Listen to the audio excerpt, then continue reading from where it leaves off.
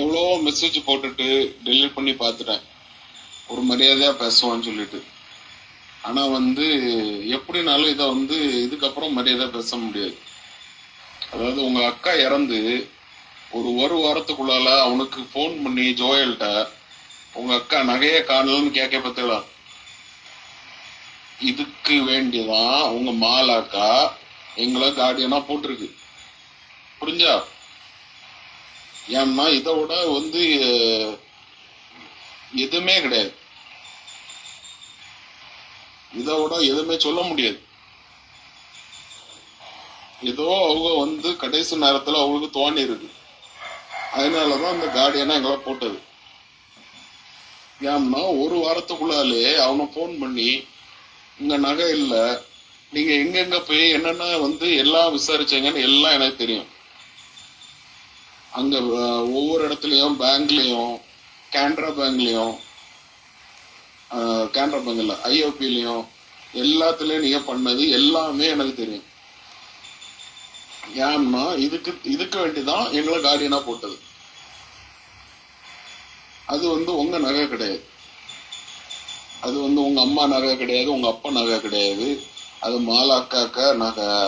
அது அவனுக்கு மாலாக்கா தாலி என்கிட்ட தான் இருந்து, அவங்க ட்ரீட்மெண்ட்ல இருக்குச்சுமே ஃபுல்லா என்கிட்ட தான் இருந்து, என்கிட்ட தான் தந்துட்டு போனாவோ. ஏன் உங்ககிட்ட தரல? நீங்க ஆஸ்பத்திரியில தானே இருந்து, ஏன் உங்ககிட்ட தரல?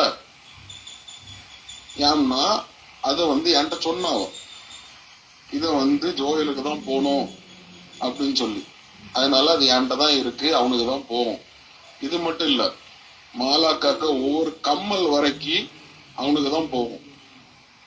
அது நீங்க வச்சிருக்கலாம், இப்போ நீங்க என்னவும் பண்ணலாம், ஆனா எல்லாமே அவனுக்கு தான் போகும். அவனுக்கு ரைட்ஸ் என்னவோ அது அவனுக்கு போகும். நான் கூட கொஞ்சம் விட்டுறலான்னு பார்த்தேன்.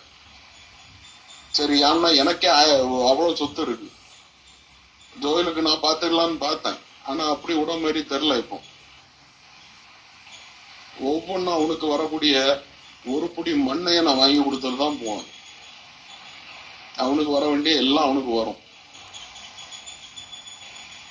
அது நான் எப்படி பண்ணுமோ லீகலா நான் பண்ணிக்கிட்டேன். ஏன்னா லீகல் கார்டியன் நாங்க தானே. எப்படி நான் அதை அவனுக்கு கொடுக்கணுமோ நான் கொடுத்துக்கிட்டேன்.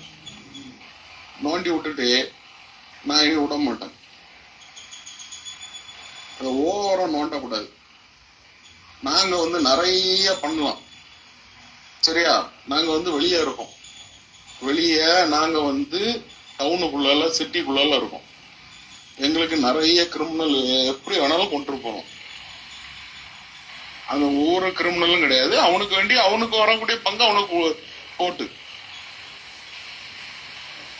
எனக்கு சொத்துல 1% கூட உங்க சொத்து கிடையாது, அது மட்டும் தெரிஞ்சுக்காங்க. நீங்க காட்டுக்குள்ள வச்சிருக்கீங்க அவ்வளோக்கு. எனக்கு வீடே 10 கோடிக்கு மேல போகும்.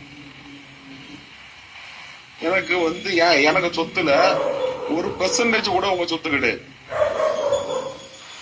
இது சொத்தை பத்தியே கிடையாது, பைசாவை பத்தியும் கிடையாது.